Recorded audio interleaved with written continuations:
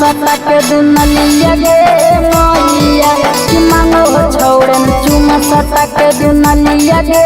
मैया पढ़े ना जाइबो गया के गलिया गलिया गे मैया पढ़े ना जाइबो नवादा गलिया गलिया गे मैया कि मांगो छोड़न चुमा सटा के दुनलिया गे मैया मांगो छोड़न चुमा सटा के दुनलिया गे मैया कि मांगो छोड़न चुमा सटा के दुनलिया गे मैया कि मांगो छोड़न चुमा सटा के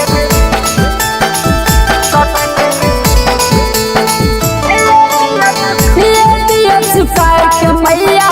कुछ फूल फोरम गे कहो ना बतमी त करब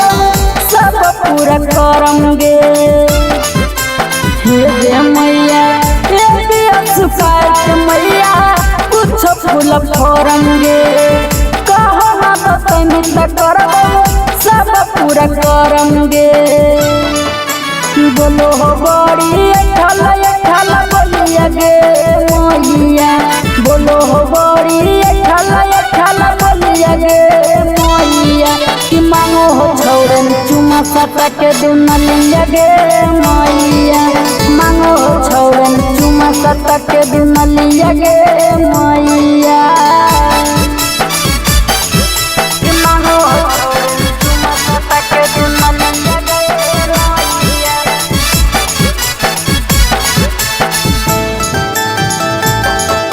कि मांगो छोड़न चुमा सटा के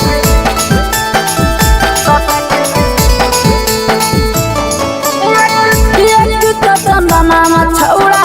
रहो पीछा पड़ल गे साथ में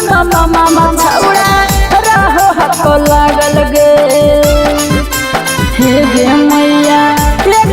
चंदना छौड़ा रहो पीछा पड़ल गे साथ में मामा छौड़ा रहो हको लागल गे